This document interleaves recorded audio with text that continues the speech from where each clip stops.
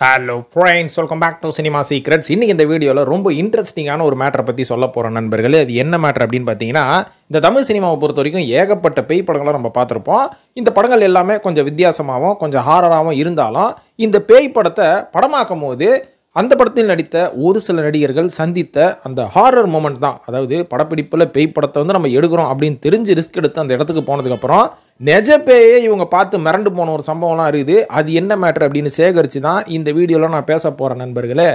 அதனால் இந்த வீடியோ கண்டிப்பாக இன்ட்ரெஸ்டிங்காகவும் ஹாரராகவும் கொஞ்சம் காமெடித்தனமாகவும் இருக்க போகுது. ஏன்னா இதில் சொல்ல போகிற ஒரு சில நடிகர்கள் அவங்க அந்த பேயை சந்தித்த அனுபவம் இருக்குது பார்த்தீங்களா. இதெல்லாம் கேட்கறதுக்கு ஒரு சில பேர் சொல்லும் போது ரொம்ப தமாசா இருக்குது, ஒரு சில பேர் சொல்லும் போது கொஞ்சம் பயம் கலந்து இருக்குது. ஸோ அதெல்லாம் என்ன கதைகள் அப்படின்றத பற்றி இந்த வீடியோவில் பேசுவோம். இந்த லிஸ்ட்டில் முதலாவதாக சொல்ல போகிற அந்த செலிபிரிட்டி யார் அப்படின்னு பார்த்தீங்கன்னா, பேரரசு அப்படின்ற ஒரு இயக்குனர். இவர் படப்பிடிப்புலலாம் பேயை பார்க்கலாங்க, சினிமாவுள்ள வரத்துக்கு முன்னாடி ஒரு பேயை பார்த்துருக்கிறாரு. அந்த கதையை பற்றி மேடையில் கொஞ்சம் கூட கூச்சம் இல்லாமல் அவர் சொன்னார் பார்த்தீங்களா. அதை கேட்கும் போது பயம்லாம் வரல, சிரிப்பா வந்தது. ஸோ இப்படியே இந்த வீடியோவில் தமாசான பேய் கதையாக சொல்ல போறியான்னு கேட்டிங்கன்னா அதுதான் இல்லை. இன்னும் ஹாரரான டெரரான கதைகள்லாம் இருக்குது. அதெல்லாம் எந்தெந்த செலிபிரிட்டி சந்திச்சாங்க அப்படின்றத நான் அடுத்தடுத்து சொல்கிறேன். இப்போ பேரரசு அவர்களோட கதைக்கு வருவோம். அதாவது இவர் சினிமாவில் நடிக்கிறதுக்கு முன்னாடி இவர் எங்கே நடிச்சாருங்க. அதுக்கப்புறம் உதவி இயக்குனராக பணியாற்றியாரு. அந்த மாதிரி உதவி இயக்குனராக பணியாற்றும் போது இவர் என்ன பண்ணியிருக்காரு, சென்னையில் வந்ததுக்கப்புறம் இவருக்கு பெருசாக வீடு எதுவும் கிடைக்கல. அதனால அவரோட ஃப்ரெண்டு தங்கியிருந்த அந்த வீட்டில் இவர் போய் தங்கியிருக்கிறாரு கொஞ்சம் காலம். சினிமாவில் ட்ரை பண்ணிட்டு இருக்கும் போதுன்னு வச்சுக்கோங்களேன். அந்த நேரத்தில் டெய்லி நைட்டு தூங்கும் போது அவரோட ஃப்ரெண்டு என்ன பண்ணுவாரா, வீட்டில் விளக்கெல்லாம் ஏற்றி வச்சு சாமியெல்லாம் கும்பிட்டு பட்டையெல்லாம் அடிச்சுட்டு கழுத்தில் பார்த்தீங்கன்னா இயேசு சிலுவையை போட்டுக்கிட்டு, அதுக்கப்புறம் அது மட்டும் இல்லாமல் இந்த கழுத்தில் தர்கால மந்திரிச்சு கட்டின தாயத்து இதையும் கையில் கட்டிக்கிட்டு மனுஷன் இழுத்து போத்தின்னு தூங்குவாராம். இதை பார்க்கும்போது பேரரசுக்கு ஒரே தமாசா இருந்ததுதான். அட என்னடா, நான் எல்லாம் கிராமத்துல இருந்து வந்திருக்கேன், எனக்கெல்லாம் எதை பார்த்தாலும் பயம் கிடையாது, நீ என்ன இப்படி பயந்து நடுங்குற அப்படின்ற மாதிரி நடிகிருக்காரு. அப்பதான் அவரோட ஃப்ரெண்டு என்ன சொல்லியிருக்காரு, இங்க பாரு, நான் பயந்து நடுங்கிறதுக்கு ஒரு காரணம் இருக்குது, அதை இப்போ சொன்னா உனக்கு புரியாது, ஆனா நான் ஒன்னே ஒன்று உனக்கு சொல்லிக்கிறேன், சின்னதாக ஒரு அட்வைஸ் பண்றேன், அதை கேளு. என் பக்கத்திலேயே பாயை விரிச்சு பெட்ஷீட்டை போட்டு படுத்து தூங்கிடு, இந்த வீட்டில் வேற எங்கேயுமே நீ படுகாது அப்படின்ற மாதிரி சொல்லியிருக்கிறாரு. இதுக்கு பேரரசு கொஞ்சம் கூட செவி சாய்க்கவில்லை. அடப்போடா, நாங்கெல்லாம் சின்ன வயசுல கிராமத்துல மோகினி பிசாசைய மோகத்தோட பார்த்துருக்கோம் தெரியுமா அப்படின்ற மாதிரி அவர் படத்துல வர பஞ்சு டைலாக் எல்லாம் அவர்கிட்ட பேசிட்டு என்ன பண்ணிருக்காரு தெரியுங்களா, அந்த வீட்டில் நான் எங்க வேணாலும் படுப்பேன் அப்படின்ற மாதிரி சொல்லியிருக்காரு. உடனே ஒரு ஃப்ரெண்டு என்ன சொல்லியிருக்காரு, நீ எங்க வேணாலும் படுக்கிறதா இருந்தா படுத்துக்கோ, ஆனா அந்த ஜன்னல் ஓரத்தில் மட்டும் படுக்காத ராஜா அப்படின்ற மாதிரி சொல்லியிருக்காரு. அதுக்கு பேரரசு என்ன தெரியுங்களா சொல்லியிருக்காரு, ஜன்னல் ஓரத்தில் என்ன படுக்கிறது, ஜன்னல் ஓரத்திலே படுத்து ஜன்னலை திறந்து வச்சு நான் படுக்கிறேன் பாரு அப்படின்ற மாதிரி சவால் விட்டு நீ நைட்டு தூங்கி இருக்கிறாங்க. சரியா நைட்டு ஒரு 2:30 மணியாங்க அந்த ஜன்னல் வழியா ஒரு பெரியவர் பேரரசை கூப்பிட்டுருக்காரு. தம்பி தம்பி அப்படின்ற மாதிரி கூப்பிட்டுருக்காரு. அவருக்கு பார்த்தீங்கன்னா ஒரு 45 வயசு இருக்கக்கூடிய ஒரு ஆளு, ஒரு நடுத்தர வர்க்கத்தை சேர்ந்த ஒரு ஆளா. கூப்பிட்டதுக்கு அப்புறம் அந்த 2:30 மணிக்கு இவரும் பதில் சொல்லியிருக்காரு. என்னங்க பெருசு சொல்லுங்க அப்படின்னதுக்கு, மேலே மோட்டர் ஓடுற சத்தம் கேட்குது, இந்த நேரத்தில் எவன் மோட்டர் போட்டான்னு தெரியல, தண்ணி வழிய போகுது, போய் மோட்டர் ஆஃப் பண்ணிட்டு வா அப்படின்ற மாதிரி சொல்லியிருக்காரு. இதை கேட்டா எவனா இருந்தாலும் பயப்படுவான், சாதா பூபதி போயிடுவான். ஆனா நம்ம பேரரசு ஆள் தோட்ட பூபதி இல்லையா, அதனால ஒரு என்ன தெரியுங்களா சொல்லியிருக்காரு, இருங்க பெருசு, நான் என் ஃப்ரெண்டை எழுப்புறேன், ஏன்னா மொட்டை மாடியில டேங்க் எங்க இருக்குன்னு எனக்கு தெரியாது, இவனுக்கு தான் தெரியும்னு சொல்லி ஃப்ரெண்டை போய் சுறுசுறுப்பா எழுப்பியிருக்காரு. எழுப்பினோட ஃப்ரெண்டு, ஏன்டா 2:30 மணி ராத்திரியில ஏன்டா என்ன எழுப்புறேன்னு கேட்டது, ஏப்பா இருப்பா, கீழ இருந்து ஒரு பெருசு வந்துருக்குது, அந்த பெருசு மேல மோட்டர் போட்டிருக்கான், தண்ணி வழிதான் போய் பார்க்க சொல்லிருக்குதுப்பா, அது 2:30 மணிக்கு அப்படின்னு சொன்னதுக்கு, ஐயோ யாரா உனக்கு 2:30 மணிக்கு வரா, இங்க பெருசே கிடையாதடா அப்படின்னு கேட்டதுக்கு பேரரசு என்ன சொல்லியிருக்காரு, அட தோபா அந்த ஜன்னல் வழியா தான்ப்பா கூப்பிட்டுது அப்படின்னு பார்த்தா, இங்க வான்னு சொல்லி ஃப்ரெண்டு வாசல்ல கூப்பிட்டு போய் அந்த வாசல்ல திறந்து காமிச்சிருக்காரு. திறந்து பார்த்தா இந்த ஜன்னலுக்கு கீழே கிட்டத்தட்ட ஒரு 15 அடிங்களாம். இந்த 15 அடிக்கு மேல எந்த பெருசரா மேல உன்னை ஏறி பைப்பு பிடிச்சி உங்ககிட்ட மோட்டர் என்னன்னு சொல்லியிருக்கு, டேய் கொஞ்சம் கூட லாஜிக் இல்லையாடா அப்படின்னு ஒன்னதான் பேரரசு அவர்களுக்கு பிதறல் புடிங்கிட்டு இருக்குது. இது மட்டும் இல்லாம 2:30 மணி ராத்திரியில உன்னை எவன்டா மோட்டர் போட்டிருக்கான், எவன்டா மோட்டர் அணைக்க சொல்லி உங்ககிட்ட கேட்டான் பத்தியா, அது எந்த மாதிரி ஒரு முட்டாள்தனமான பேயா இருக்கும், அதை கேட்டுக்கிட்டு நீ என்னை எழுப்புன பாரு, நீ எப்பேற்பட்ட ஆளா இருப்ப அப்படின்னு சொல்லி அன்னைக்கு நைட்டே இவங்க 2 பேரும் தூக்கம் கெட்டு போச்சான். அதுக்கப்புறம் அடுத்த நாள் பார்த்தீங்கன்னா நம்ம பேரரசு அவர்களும் அதே மாதிரி கழுத்துல இயேசு சிலுவை, கையில தர்கால மந்திரிச்சு கட்டின தாயத்து, பட்டை 2 கோட்டிங் அடிச்சிருக்கிறாருப்பா. இதுக்கப்புறம் என்ன, அடுத்த நாள் நைட்டு மறுபடியும் வரும். அப்போ ஃப்ரெண்டுக்கு முன்னாடியே இவர் போய் பூஜை ரூம்ல போய் படுத்துட்டு இருக்காரு விளக்கேத்தி. ஸோ இந்த அளவுக்கு பயந்துட்டு இருக்காரு நம்ம பேரரசு அவர்கள். இதுக்கப்புறம் எப்படியோ ஒரு வாரம் கழிச்சு 2 பேரும் ரூமை மாத்திட்டு போயிட்டு இருக்காங்க. அதுக்கப்புறம் அந்த ரூம்ல இன்னொரு பேச்சுலர்ஸ் வந்திருக்காங்க. வந்தவொடனே அந்த பேச்சுலர் ரூம்ல இருந்த ஒருத்தனுக்கு பேயை பிடிச்சி போச்சான். அவன் பேய் பிடிச்சதை போய் இவர் நேரில் பார்த்துருக்காரு. அவன் பார்த்தா அசிங்கமாக கத்திக்கிட்டு பேசிக்கிட்டு ஓடிக்கிட்டு இருக்கிறானா. அதுக்கப்புறம் அவனுக்கு பேயை ஓட்டி சரி பண்ணியிருக்காங்க அப்படின்ற மாதிரி ஒரு அமானுஷ்யமான விஷயத்த சொன்னார். இதை கேட்கறதுக்கு ரொம்ப டிஃப்ரெண்ட்டாகவும் கொஞ்சம் பயமாகவும் இருந்தாலும் பேரரசு சொல்லும் போது சிரிப்பாக வந்தது எனக்கு. ஏன்னா அந்த நேரில் பார்த்த அந்த ஃப்ரெண்டுக்கு இவரோட ஃபேஸ் ரியாக்ஷன் எப்படி இருந்திருக்கும் யோசிச்சு பாருங்களேன். ஸோ அது வந்து கொஞ்சம் காமெடியாக இருந்தது. ஸோ பேரரசு அவர்களை தொடர்ந்து இரண்டாவதாக நான் சொல்ல போகிறது இன்னும் ஒரு புதுமுக நடிகர். அவர் வந்து இப்போ ஒரு படம் எடுத்துட்டு இருக்காரு, 11 சொல்லிட்டு ஒரு ஹாரர் படம் எடுத்துட்டு இருக்காரு. இந்த படப்பிடிப்பு ஆரம்பிக்கிறதுக்கு முன்னாடி ஸ்கிரிப்ட் ஒர்க்கில் உட்காரும் போதே ஏகப்பட்ட அமானுஷ்யமான விஷயங்கள் வந்து இவங்க ஃபேஸ் பண்ணியிருக்காங்க. இதை வந்து சொல்லும் போது எனக்கு ரொம்ப இன்ட்ரெஸ்டிங்காகவும் ரொம்ப அதிர்ச்சியாகவும் இருந்ததுங்க. அது என்ன படம், அது என்ன மேட்டர் அப்படின்றத சொல்கிறேன். அதாவது இந்த படத்தோட இயக்குனர் மற்றும் நடிகர் பேர் வந்து டி விஸ்வநாதன் அப்படின்ற மாதிரி சொல்கிறாங்க. தமிழ் சினிமாவில் ஒரு 2-3 வெற்றி படங்களை கொடுத்த ஒரு மிகப்பெரிய இயக்குனரோட ஒரு நெருங்கிய உறவினர் அப்படின்ற மாதிரி சொல்லலாம். ஏற்கனவே இவர் வந்து மலைகளின் இளவரசி அப்படின்ற ஒரு படத்தை வந்து எடுத்திருக்காரு. அந்த படம் வந்து கூடிய விரைவில் வெளியாக போகிறது. அந்த படத்தோட பாடல்கள்லாம் ரொம்ப நல்லா இருந்தது. அதுக்கப்புறம் பார்த்தீங்கன்னா இப்போ 11 அப்படின்ற மாதிரி ஒரு வித்தியாசமான ஒரு ஹாரர் ஃபிலிமை இவர் வந்து எடுத்துட்டு இருக்கிறாரு. இந்த படப்பிடிப்பு எடுக்கும் போதே ஏகப்பட்ட அமானுஷ்யமான விஷயங்களை சந்திச்சு கிட்டத்தட்ட உயிர் போகும் தருவாயில் இந்த படத்துல வந்து உதவி இயக்குனராக பணியாற்றினவங்க இந்த படத்துல வந்து டிஓபியா ஒர்க் பண்ண ராகவா ஹரி கேசவா அப்படின்றவர் சந்தித்த ஏகப்பட்ட அமானுஷ்யமான விஷயங்கள். அது மட்டும் இல்லாமல் இந்த படத்தின் இயக்குனரான விஸ்வநாதன் அவர்கள் ஏகப்பட்ட விஷயங்களை நம்ம கிட்ட ஷேர் பண்ணாரு. இதெல்லாம் கேட்கும் போது உண்மையை எனக்கே ரொம்ப பயமா இருந்தது. அதெல்லாம் என்ன மேட்டர் அப்படின்றத சொல்றேன். அதாவது இவர் என்ன சொன்னார்னு பார்த்தீங்கன்னா, இந்த படத்தோட பேரு 11 வைக்கும் போதே ஏகப்பட்ட பிரச்சனைகளை நாங்கள் சந்திச்சோங்க. இதுக்கப்புறம் இந்த படத்தோட ஸ்கிரிப்டை வந்து ஒரு நாள் நைட்டு ஒரு 12 மணி ராத்திரி என்னோட ஃப்ரெண்டோட ரூம்ல உட்காந்து எழுதலாம் அப்படின்ற மாதிரி நான் கையில பேனா எடுத்த உடனே அந்த வீட்டில் இருந்த ஒரு முகம் பார்க்குற கண்ணாடி கீழே விழுந்து சுக்குநூறா நொறுங்கிடுச்சு. அதுவே ரொம்ப அவசகரமாக இருந்ததுன்னு சொல்லி அன்னைக்கு நைட்டு நான் ஸ்கிரிப்ட் எழுதுகிற வேலையை நிறுத்திட்டு அடுத்த நாள் கரெக்டாக அதே மாதிரி 12:30 மணி ராத்திரிக்கு நான் புக்கு எடுத்து வச்சு எழுதலாம் அப்படின்னு உட்காந்தா என்னை சுற்றி ஒரே பட்டாம்பூச்சி கூட்டங்க. அதுவும் அந்த ரூமில் நான் தங்கியிருக்கக்கூடிய அந்த பேச்சுலர் ரூமில் ஒரே பட்டாம்பூச்சி. பார்க்கும் போது ஓகே இது வந்து ஒரு நல்ல சைனாக இருக்கே அப்படின்ற மாதிரி நான் ஸ்கிரிப்ட் எழுதுகிற வேலையை வந்து ஆரம்பித்தேன். இதுக்கப்புறம் பார்த்தீங்கன்னா இந்த 666 அப்படின்ற அந்த எண்ணெய் சம்மந்தப்பட்ட அந்த ஹாரரான விஷயங்களை வந்து நான் எழுத ஆரம்பிக்கும் போது என்னை சுற்றிட்டு இருந்த அந்த பட்டாம்பூச்சிகள் வந்து ஃபேனில் அடிபட்டு சுக்குநூறாக நொறுங்குச்சு. இதை பார்க்கும் போது எனக்கே ரொம்ப பயமாக இருந்தது. ஆனால் இந்த வேலையை நான் உடலை எப்படியா இந்த ஸ்கிரிப்டை முடிக்கணும் அப்படின்னு சொல்லி இந்த ஸ்கிரிப்ட் ஒர்க்கில் நான் இறங்கணும் அப்படின்ற மாதிரி இந்த படத்தோட இயக்குனர் சொன்னார். இது வந்து ஸ்கிரிப்ட் வேலையில் மட்டும்தாங்க. இதுக்கப்புறம் படப்பிடிப்பில் இவங்க செஞ்சிச்ச சில விஷயங்களெல்லாம் கேட்கும் போது உண்மையாகவே ரொம்ப பயங்கரமாக இருக்குதுங்க. அது என்ன மேட்டர்னா, முதல் தடவையாக இவங்க 11 அப்படின்ற அந்த படத்தோட டைட்டில் வந்து ஸ்கிரிப்ட் முடிஞ்ச உடனே ஃபிக்ஸ் பண்ணதுக்கு அப்புறமே படப்பிடிப்புக்கு போகிறதுக்கு முன்னாடி இந்த படத்தின் இயக்குனர் மற்றும் தயாரிப்பாளர் டி விஸ்வநாதன் இருக்கார் பார்த்தீங்களா, இவரோட காரு லாரியில் மாட்டி ஆக்சிடென்ட் ஆயிருக்கு. சரி, இந்த ஒரு சம்பவம் வந்து ஆக்சிடென்ட்லாம் நடந்துச்சு அப்படின்ற மாதிரி விட்டா இவர் மறுபடியும் 2வது கார் எடுத்துட்டு வந்திருக்காரு படப்பிடிப்புக்கு. அதுவும் பார்த்தீங்கன்னா ஆக்சிடென்ட் ஆயிடுச்சு. ஸோ இந்த மாதிரி அபசகரமான விஷயங்கள் ஆரம்பத்தில் நடந்திருக்கு. இருந்தாலும் இவங்க கை விடல அந்த ப்ராஜெக்ட் எப்படியாவது பண்ணணுன்ற மாதிரி முடிவு பண்ணியிருக்காங்க. ஸோ இந்த படத்தை எடுக்கிறதுக்கு ஒரு பங்களா தேடி இருக்காங்க திண்டுக்கல் பக்கத்தில். அப்போ தேடும் போது இவங்க ஏகப்பட்ட பங்களாக்கள் தேடினாலும் அந்த இடத்துல வந்து நிறைய வீடுகள் கிடைக்கலையா. அப்போ அந்த வீட்டை வந்து கிராஸ் பண்ணி ஒரு இடத்துக்கு போகும்போது ஒரு பயங்கரமான ஒரு பங்களாவை பார்த்துருக்காங்க. இதை பற்றி அந்த லோக்கலில் விசாரிக்கும் போது என்ன சொல்லியிருக்காங்கன்னா, இந்த இடத்துல வந்து நீங்கள் எதுவுமே பண்ணாதீங்க. ஏன்னா ஏற்கனவே இந்த வீட்டில் இருந்தவங்க சூசைட் பண்ணி செத்துட்டாங்க. செத்ததுக்கு அப்புறமா மறுபடியும் 2வது ஒரு குடும்பம் வந்தது. அந்த வீட்டில் இருக்கிறவங்களும் சூசைட் பண்ணி செத்துக்கிட்டனால இந்த இடத்து பக்கம் யாருமே போக மாட்டோம். இது வந்து ஒரு அமானுஷ்யமான பில்டிங்காக வந்து நாங்களே ஒதுக்கிட்டோம் அப்படின்ற மாதிரி அந்த அக்கம் பக்கத்தில் இருக்கிறவங்களும் சொல்லியிருக்காங்க. இதை கேட்டுட்டு அவங்களும் வந்து அந்த இடத்துல படப்பிடிப்பு எடுக்க வேணாம் அப்படின்ற மாதிரி கடந்து போயிருக்காங்க. அதுக்கப்புறம் கொஞ்சம் ரொம்ப தேடலுக்கு அப்புறமா இவங்களுக்கு சரியான பில்டிங் கிடைக்காதனால இந்த படத்தின் இயக்குனர் மற்றும் இந்த படத்தோட டிஓபி 2 பேரும் என்ன பிளான் பண்ணியிருக்காங்க, நம்ம ஒரு ட்ரை பண்ணி பார்ப்போமே அப்படின்ற மாதிரி இந்த வீட்டுக்குள்ளே யாராவது இருக்காங்களான்னு போய் கேட்போம்னா அந்த வீட்டுக்குள்ளே போயிருக்காங்க. பார்த்தா ஒரு வயசான அம்மா. அதுக்கப்புறம் அந்த அக்கம் பக்கத்தில் சொன்ன மாதிரி ஒருத்தர் இறந்துருக்கிறாரு. அவரோட ஃபோட்டோ வந்து அந்த வீட்டில் மாட்டி வச்சிருக்காங்க. இது மட்டும் இல்லாமல் ஊமை விழிகள் படத்தில் வர மாதிரி ஒரு கிழவியும் உள்ளே பார்த்துருக்காங்க.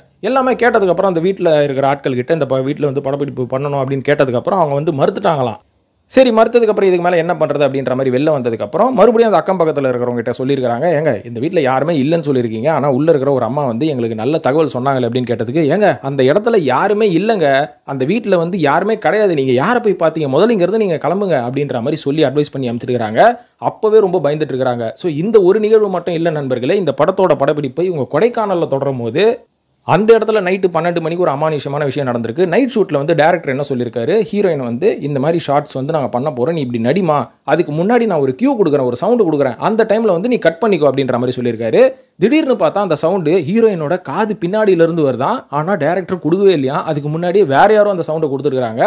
இதை பார்த்த உடனே அன்னைக்கு நைட்டே வந்து இவங்க படப்பிடிப்பை பாதியிலே நிறுத்திட்டு அந்த ஷூட்டிங்கை முடிச்சுட்டு ஊரை விட்டே கிளம்பியிருக்கிறாங்கம்மா. ஸோ இந்த மாதிரியான அதிர்வு கொடுக்கக்கூடிய இவ்வளவு ஹாரரான எலிமெண்ட்ஸ்லாம் இந்த படத்தில் நடந்திருக்கு. ஸோ இந்த மாதிரி ஏகப்பட்ட ரிஸ்கான விஷயங்களை இந்த படத்தில் வந்து எடுத்துருக்காங்க, இந்த படப்பிடிப்பில் எடுத்திருக்காங்க இந்த குழுவினர் அப்படின்ற மாதிரி சொல்லலாம். ஸோ இன்னும் என்னென்ன மாதிரியான விஷயங்களை இவங்க சந்திக்க போகிறாங்க அப்படின்றது நம்மளுக்கு தெரியல. ஆனால் இவங்க கான்ஃபிடென்ட்டாக ஒரு விஷயம் என்ன சொல்கிறாங்கன்னா, எவ்வளோ பெரிய ரிஸ்க்காக இருந்தாலும் அந்த படத்தை வந்து நாங்கள் முடிச்சுட்டு வருவோம். ஏன்னா இந்த படத்தோட கண்டென்ட் இது வரைக்கும் தமிழ் சினிமாவில் வராத ஒரு கண்டென்ட். அதனால தான் நாங்கள் எழுதும் போது இவ்வளவு டிஸ்டர்பன்ஸ் நாங்கள் சந்திச்சுட்டு இருக்கோம் அப்படின்ற மாதிரி ரொம்ப சேலஞ்சிங்காக சொல்றாங்க. இதே படக்குழுவினரோட மலைகளின் இளவரசி அப்படின்ற ஒரு முந்தைய படம் இன்னும் கூடிய விரைவில் வெளியாக போகிறது அப்படின்ற மாதிரி சொல்லப்படுது. இப்போ அந்த படத்துல இருந்து ஒரு 3 பாடல்கள் வந்து வெளியாயிருக்கு. அந்த பாடல்கள் கேட்கறதுக்கு ரொம்பவே நல்லா இருக்கு. ஸோ அந்த பாடல்கள் கேட்கணும்னா யூடியூப்ல இருக்கு, அந்த பாடலை நீங்க கேளுங்க. ஸோ இப்போ இவர்களை தொடர்ந்து 3வதா சொல்ல போற இன்னொரு நடிகர் ஒரு அமானுஷ்யமான விஷயத்தை சந்திச்சாரு. அவர் யாருன்னு பார்த்தீங்கன்னா அவர் தான் நடிகர் ஜீவா அவர்கள். ஜீவா அவர்கள் எப்போ இந்த மாதிரியான அமானுஷ்யமான விஷயங்களை சந்திச்சாரு, எக்ஸ்பீரியன்ஸ் பண்ணாரு அப்படின்ற மாதிரி பார்த்தீங்கன்னா ஜிப்சி அப்படின்ற ஒரு படம் நடிச்சார் பார்த்தீங்களா. இந்த படத்தோட படப்பிடிப்புல தாங்க அந்த மாதிரியான ஒரு எக்ஸ்பீரியன்ஸை இவர் பார்த்துருக்காரு. என்னன்னா இந்த படத்தோட படப்பிடிப்புக்கு முன்னாடியே போட்டோ ஷூட் ஒன்று எடுப்பாங்க பார்த்தீங்களா. இந்த போட்டோ ஷூட்டுக்காக இவர் ஊருக்கு ஒதுக்குப்புறத்தில் ஒரு பயங்கரமான ஒரு இடத்துல போய் வந்து போட்டோ ஷூட் பண்ணிட்டு இருக்கும்போது அன்னைக்கு நைட் வந்து திரும்பி நம்ம ஊருக்கு வர முடியாத காரணத்தினால அங்கேயே ஸ்டே பண்ணியிருக்காங்க. அப்போ இவர் கூட இவரோட அசிஸ்டண்ட்டை படுத்து தூங்கியிருக்கான். கரெக்டாக ஒரு 12 மணிக்கு அசிஸ்டன்ட் உடம்பு வைப்ரேட் ஆக ஆரம்பிச்சிருச்சான். என்னென்னமோ வித்தியாசமா உருன்னானா. இதை பார்த்து ஜீவா அவர்களுக்கு கொஞ்சம் பயம் வந்துட்டு இருக்குது. இருந்தாலும் கொஞ்சம் அவங்க கிட்ட இருந்து தள்ளி படுத்த உடனே இவரோட உடம்பு வைப்ரேஷன் ஆக ஆரம்பிச்சிருச்சான். இதுக்கப்புறம் அடுத்த நாள் காலையில எழுந்து பார்த்தா ஜீவா அவர்களோட அசிஸ்டன்ட் சாமி பாட்டெல்லாம் போட்டுக்கிட்டு பட்டைக்கட்டையெல்லாம் போட்டுக்கிட்டு ரொம்ப பக்தி ஆயிட்டானா. அப்பதான் இவர் கேட்டாராம் ஜீவா போயிட்டு, உனக்கு நைட் ஏதாவது ஒரு வைப்ரேஷன் தெரிஞ்சுதா? ஆமா சார், எனக்கும் தெரிஞ்சுது அப்படின்ற மாதிரி ஜீவாவும் அவரும் ஷேர் பண்ணியிருக்காங்க.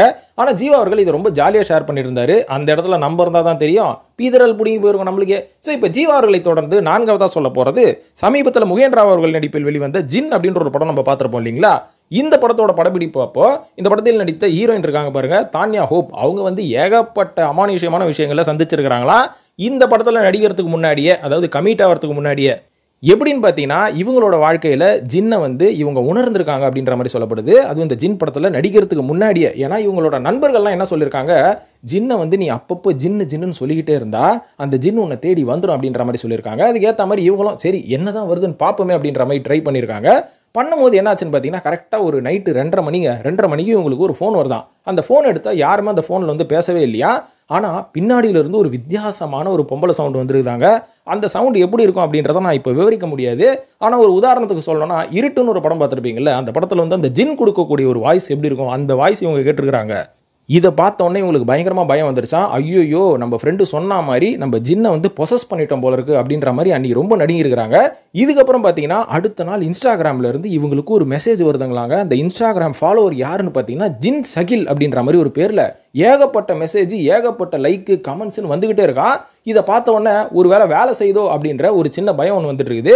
அதுக்கப்புறம் அதுல இருந்து கொஞ்சம் மீண்டு கடவுள்கிட்ட போய் கோயிலெலாம் போயிட்டு கொஞ்சம் பக்தியாக மாறினதுக்கப்புறம் 3 மாதம் கழிச்சு இந்த ஜின் படத்தோட ப்ராஜெக்ட் இவங்களை நோக்கி வருதான். அப்போ ஜின் எந்த அளவுக்கு இவங்களோட வாழ்க்கையில் வேலை செஞ்சிருக்குதுன்னு பாருங்களேன். இதே மாதிரி 5வதா சொல்ல போகிறது MM கீரவாணி அப்படின்ற ஒரு இசையமைப்பாளர் இருக்கார் பார்த்தீங்களா. அவர் வந்து தெலுங்கு படங்கள், அது என்னங்க RRR படத்துக்கு மியூசிக் போட்டிருக்காரு, நானி போன்ற படங்கள், பாகுபலி படத்துக்கெல்லாம் அவர் வந்து இசையமைப்பாளர்.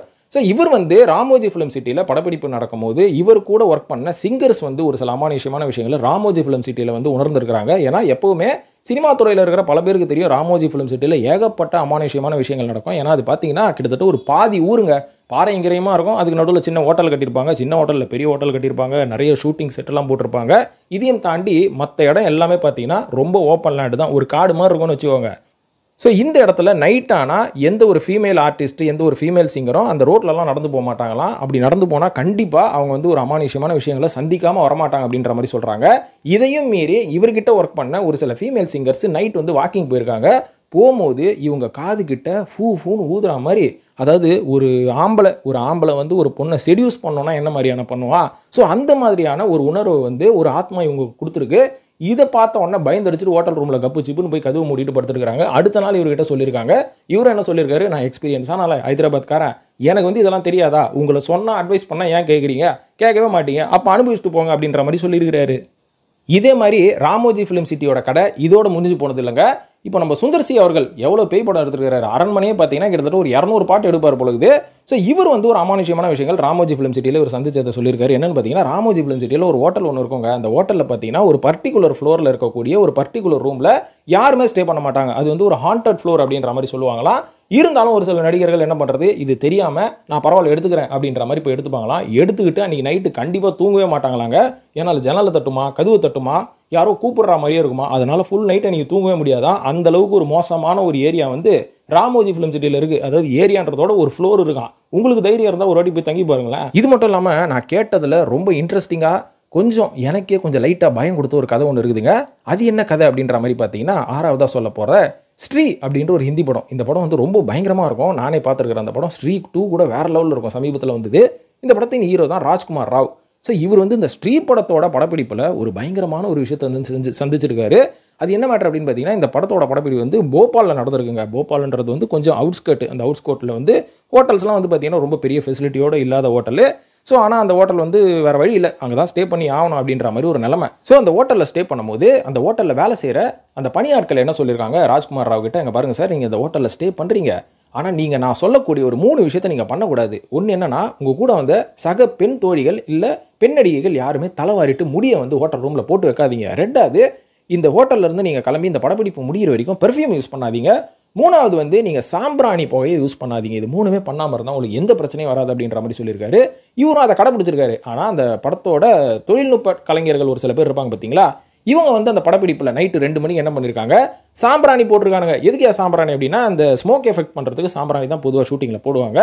போட்டதை உடனே என்ன ஆயிருக்குன்னு பார்த்தீங்கன்னா, அந்த லைட் மேனு கிட்டத்தட்ட ஒரு 15 அடிக்கு மேலே உட்காந்து ஒரு செவுத்து மேலே உட்காந்து அந்த ஷூட்டிங் பார்த்துட்டு சாம்பிராணி போட்டிருக்கான்.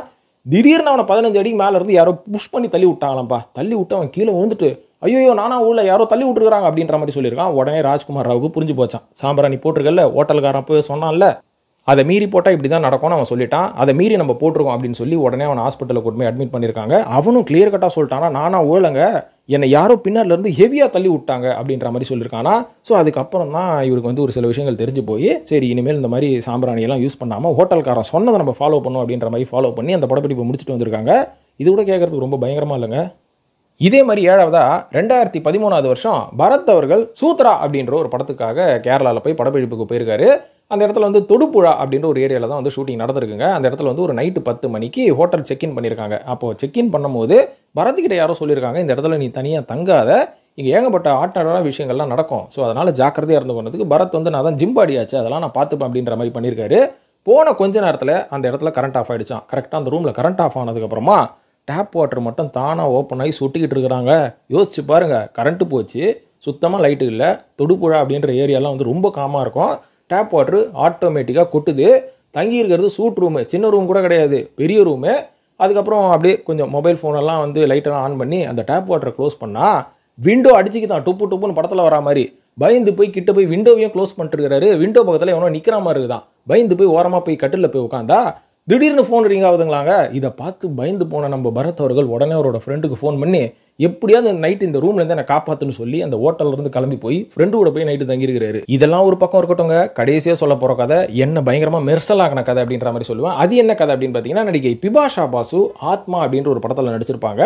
இந்த படத்தோட படப்பிடிப்பில் ஒரு பயங்கரமான நிகழ்வு ஒன்று நடந்திருக்கு. என்னன்னு பார்த்தீங்கன்னா, நியூ மும்பை அப்படின்ற ஒரு ஏரியாவில் தான் அந்த படத்தோட படப்பிடிப்பு நடந்திருக்கு. அந்த நேரத்தில் நைட்டு வந்து ஷூட்டிங் பண்ணும்போது என்ன ஆயிருக்கு அப்படின்னு பார்த்தீங்கன்னா, கரெக்டாக அதாவது கேமரா வச்சிருக்கிறாரு டைரக்டர், வச்சுட்டு அதுலேருந்து ஒரு 10 அடி தள்ளி பிபாஷா பாசு வந்து ஆக்ட் பண்ணணும். கூட பின்னாடி வந்து அவங்களோட அசிஸ்டன்ட் டைரக்டர் ஒரு லேடி நின்று இருக்காங்க. ஸோ இங்கே டைரக்டர் ஆக்ஷன்னு சொன்னதுக்கப்புறம் பிபாஷா பாசு நடிக்கிறதுக்கு முன்னாடி அவங்களுக்கு பின்னாடி புதருக்குள்ளேருந்து யாரோ பாட்டு பாடுற சத்தம் கேட்குதுங்களாங்க. உடனே பிபாஷா பாசு என்ன பண்ணியிருக்காங்க, ஐயோ ஏதோ சத்தம் கேட்குது, அதனால நீங்கள் கட் பண்ணுங்க, யார் இந்த மாதிரி பாட்டு பாடுறா அப்படின்ற மாதிரி கேட்டிருக்காங்க. உடனே அந்த டெக்னீஷியன்ஸ்லாம் என்ன சொல்லியிருக்காங்க, டேரக்டர்லாம் என்ன சொல்லியிருக்காங்க, யாரும் பாடலைங்க, இந்த நைட்டு ராத்திரியில் யாருங்க பாட போகிறா அப்படின்ற மாதிரி சொல்லியிருக்காங்க. சரி ஓகே ரீடேக் போகலாம் அப்படின்னு மறுபடியும் ஆக்ஷன் சொன்னோடனே அதே மாதிரி பாட்டு பாடியிருக்காங்க. கடைசியில் பார்த்தா அந்த க்ரூவில் யாருக்குமே அந்த சிங்கிங் குரல் வந்து கேட்கவே இல்லையா. பிபாஷா பாஸுக்கும் அவங்களோட அசிஸ்டன்ட் 2 பேருக்கு மட்டும்தான் அந்த பாட்டு கேட்டிருக்கான். சரி ஓகே இது எப்படியாவது ரெக்கார்ட் ஆகிருக்கும்ல அப்படின்னு சொல்லி அந்த ஆடியோவை போட்டு பார்த்தாலும் அந்த ஆடியோவில் அந்த சாங் ரெக்கார்டே ஆகலையா. ஆனால் இவங்களுக்கு மட்டும் கேட்டிருக்கு. அப்போ ஏதோ ஒரு ஆத்மா பின்னாடியிலேருந்து பாடியிருக்கு அப்படின்னு சொல்லி அன்றைக்கி நைட்டு அந்த ஷூட்டிங் ஸ்பாட்லேருந்து ஓடி வந்துட்டு இருக்கிறாங்க பிபாஷா பாசு அவர்கள். ஸோ நண்பர்களே, இந்த மாதிரி ஏகப்பட்ட ஹாண்டடான விஷயங்கள் நிறைய தமிழ் சினிமாவில் நடந்திருக்கு. ஸோ ஆனால் நான் வந்து இது வரைக்கும் எந்த ஒரு ஆத்மாவையும் எந்த ஒரு இந்த மாதிரி ஹாண்டடான விஷயத்தையும் எக்ஸ்பீரியன்ஸ் பண்ணது கிடையாது. ஆனால் என்னோட நண்பர்கள் நிறைய பேர் சொல்லி நான் கேள்விப்பட்டிருக்கேன். ஏன்னா இது வரைக்கும் நான் பெருசாக நைட் ஷூட்டு, அதுவும் இந்த குறிப்பாக இந்த ஹாரர் ஃபிலிம் ஷூட்ஸ் எல்லாம் நான் பெருசாக போனது கிடையாது.